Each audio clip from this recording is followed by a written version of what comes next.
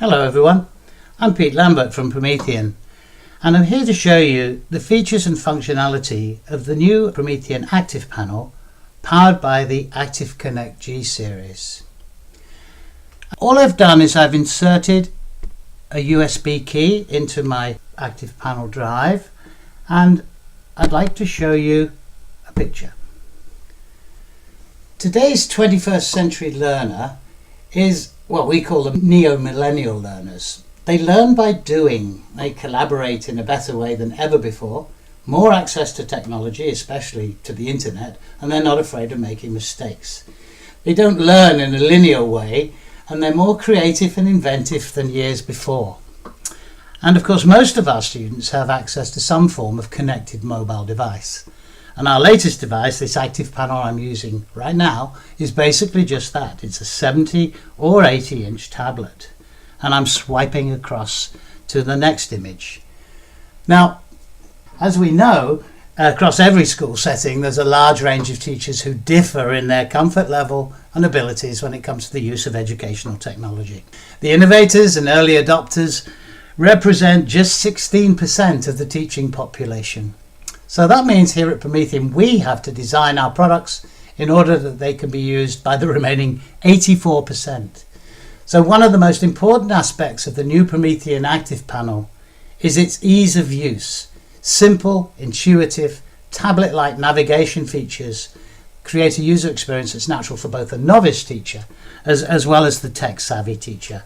And I'm just going to show you how easy it is now. My pink power button here, if I press this, I can go home straight away. And this is exactly where I started from. It'll take me back home from wherever I am. It also gives me access here to an instant whiteboard. So I can take a pen, I can choose a color, and I can write some notes. So I might just be talking today about fossil fuels, for instance. And I'm going to save that whiteboard. I'm going to close out of that app. Now the other thing I might want to do is show a video. So I have a video on my USB key as well. So here I go. I press play.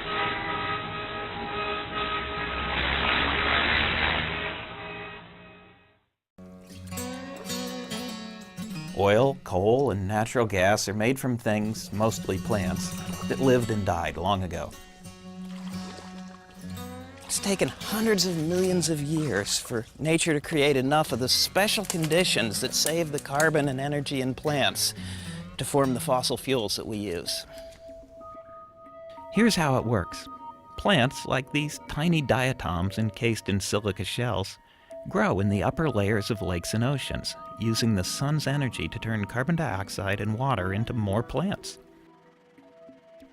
When they die, if they're buried where there's little oxygen to break them down, their chemical bonds retain the energy that began as sunlight. If enough carbon-rich matter is buried deeply enough, for long enough, the Earth's heat and pressure turn it into fossil fuel, concentrating the energy that once fed the growing plants. Vary what goes into Earth's pressure cooker and the temperature, and you end up with the different kinds of fossil fuel. Woody plants make coal. Slimy plants, algae, will give you oil, and both of them give rise to natural gas. Now, here's a screen I want to capture. Some questions at the end of the video. I'm going to capture that screen. And now I can annotate on the screen in the same way as before. So I can circle these, and of course I can ask my students questions relevant to the video that they've just watched. Press the home button and I'm back home. And so I'd like to introduce what I'd like to call the power of usability. So here we have in the center here our carousel of applications. This is what I'd like to call a quick launcher. Provides access to your favorite apps, and of course teachers can customize which apps are shown and add new apps at any time.